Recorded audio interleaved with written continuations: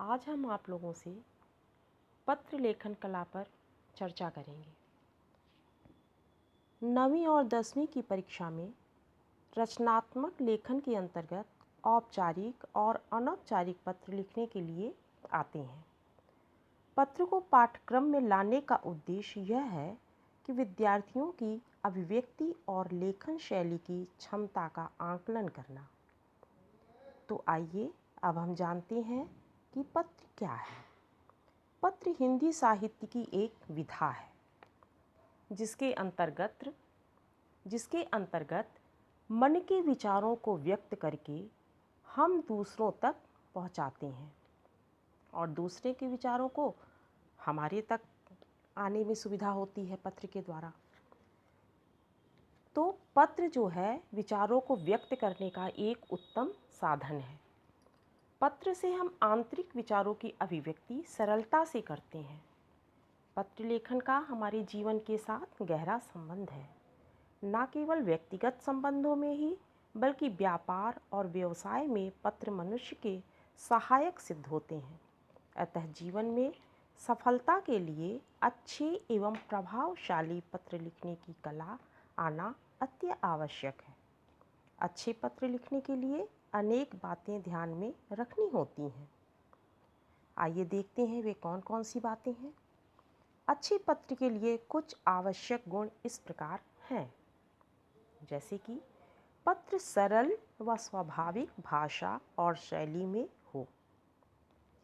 स्वाभाविक से मतलब है बच्चों कि बनावटी ना हो। जो पत्र में भाषा लिखी जाए वो बहुत ही बनावटी ना हो, बल्कि बिल्कुल स्वाभाविक हो, ऐसा लगे कि एकदम हृदय से निकली हुई बात को लिखा गया है। और सरल भाषा होनी चाहिए जिससे पत्र पढ़ने वालों को सारी बात अच्छी तरह समझ में आ जाए। फिर पत्र में अनावश्यक विस्तार ना हो और ना ही बहुत छोटा हो। ना तो बहुत अनावश्यक उसमें वर्णन करना चाहिए और ना बहुत ही छोटा हो कि बात समझ में ही ना आए कि किस लिए पत्र लिखा गया है। पत्र की शुरुआत सही अभिवादन और संबोधन से होनी चाहिए। शुरुआत जब आप पत्र की शुरुआत करते हैं तो सही अभिवादन, जैसे कि आप बड़ों को लिख रहे हैं तो पूज्य पिताजी नमस्ते या चरण स्पर्श, या छोटे को लिख रहे हैं तो प्रिय बहुत बहुत प्यार, इस तरह करके जो संबोधन होता है वह इसी तरह से पत्र की शुरुआत करनी चाहिए। इसके लिए हम आपको एक तालिका भी दे देते हैं, उसमें आप लोग देख लीजिएगा। घरेलू पत्रों की शुरुआत कुशल समाचार से होनी चाहिए। घरेलू पत्र जब आप जैसे अपनी माता को लिखते हैं, पिता को लिखते हैं, भाई बहन या किसी भी रिश्तेदार को लिखते हैं तो उसमें सबसे पहले कुशल समाचार से शुरुआत होना चाहिए। जैसे आप पत्र लिखते हैं तो सबसे पहले मैं कुशल हूँ, आपकी कुशलता की कामना करता हूँ, इस तरह से शुरुआत होनी चाहिए। सरकारी या व्यापारिक पत्रों के लिए इसकी कोई ज़रूरत नहीं होती है। पत्र में प्रेषक, दिनांक, प्रेषिती का पता आदि यथास्थान लिखे होने चाहिए, अर्थात क्रमबद्धता होनी चाहिए। पत्र में क्रमबद्ध रूप से प्रेषक, दिनांक, पता आदि बिल्कुल क्रम से होना चाहिए। पत्र की भाषा पाने वाले के मानसिक स्तर के अनुरूप होनी चाहिए। जो आप पत्र में भाषा लिखेंगे वे पाने वाले के मानसिक स्तर के अनुरूप होना चाहिए। जैसे कि आप किसी अपने छोटे भाई बहन को लिख रहे हैं तो उनके स्तर की भाषा लिखिए, या आप स्कूल में प्रधानाचार्य को लिख रहे हैं, प्रबंधक को लिख रहे हैं तो उसकी भाषा थोड़ी सी स्तर अच्छे होनी चाहिए। और इस तरह से आप व्यापारिक को लिख रहे हैं तो उसकी भाषा उसके अनुसार होनी चाहिए। इस प्रकार से पत्र की भाषा मानसिक स्तर के अनुरूप होनी चाहिए पाने वाले की। अब आता है पत्र के प्रकार। पत्र कितने प्रकार के होते हैं? तो बच्चों पत्र दो प्रकार के होते हैं, अनौपचारिक पत्र और औपचारिक पत्र। अनौपचारिक पत्र में जैसे बंधाई पत्र, किसी की जन्मदिन पे या किसी की शादी की सालगिरह आदि पे बधाई पत्र दिए जाते हैं। धन्यवाद पत्र, किसी ने आपके साथ बहुत अच्छा काम किया है या आपकी कोई सेवा वगैरह कर दी है तो आप धन्यवाद पत्र लिखेंगे। फिर शुभकामना पत्र, किसी त्योहार पे, किसी विशेष पर्व पे शुभकामना जो दी जाती है उसको शुभकामना पत्र कहते हैं।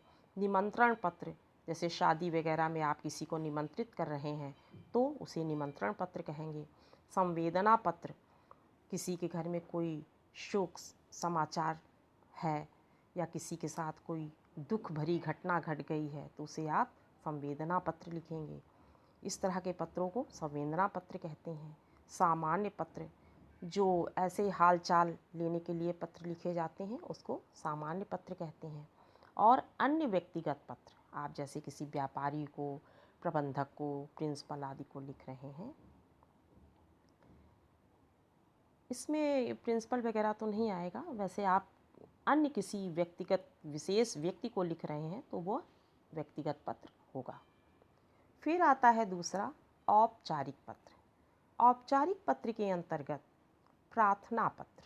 प्रार्थना पत्र जैसे आप अपने स्कूल में अपने प्रधानाचार्य जी को लिख रहे हैं तो वो प्रार्थना पत्र बोला जाएगा।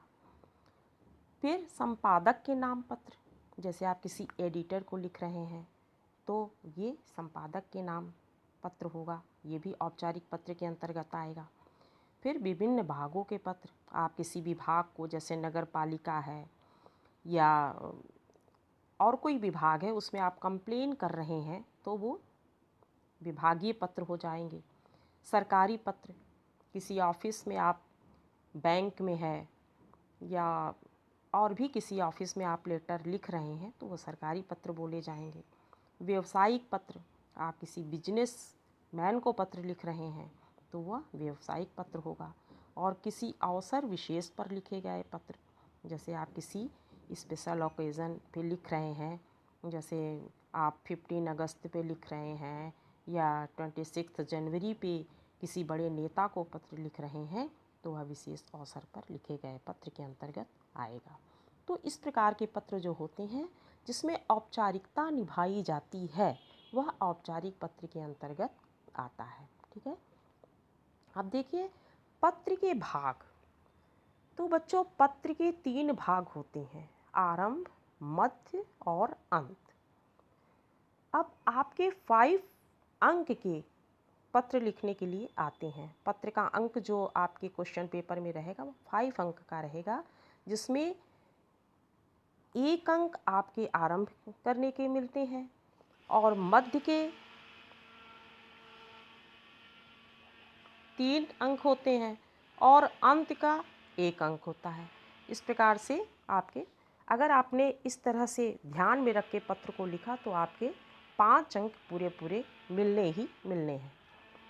तो आरंभ में क्या है, जिसमें जिसके पास पत्र भेजा जाता है उसे संबोधन देते हुए यथोचित अभिवादन अथवा आशीर्वाद के साथ, जैसे प्रणाम, नमस्कार, आशीष, स्थान जहाँ से पत्र लिखा जाए, दिनांक का उल्लेख किया जाना चाहिए, अर्थात पत्र लेखक किस प्रकार के व्यक्ति के पास पत्र भेज रहा है। अलग अलग व्यक्तियों के अलग अलग संबोधन होते हैं, जैसे गुरुजनों, अधिकारियों तथा अपने से बड़ों के लिए माननीय, आदरणीय, श्रद्धेय, श्रद्धेया, पूज्य, सुश्री, महोदया आदि। इसी प्रकार समान आयु वालों के लिए बंधुवर, मित्रवर, प्रियवर, प्रिय आदि। ठीक है, अब आता है मध्य भाग।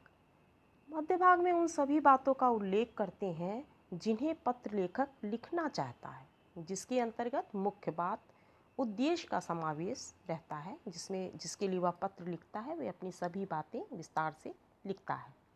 फिर अंत में प्रेषक को अपना नाम लिखना चाहिए, वह भी संबंधों की निकटता को महसूस करते हुए, जैसे आशीर्वादक, तुम्हारा, तुम्हारा ही, तुम्हारा अपना, आपका अपना, भवदीय, प्रार्थी, आपका आज्ञाकारी इत्यादि।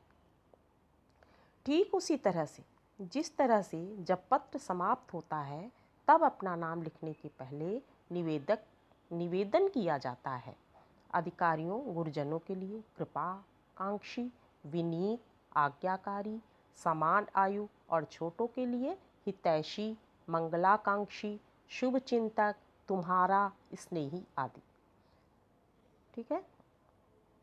आजकल एक नई प्रथा चली है कि अधिकांश लोग अंत में सिर्फ अपना ही लिखा करते हैं, लेकिन यह ठीक नहीं है।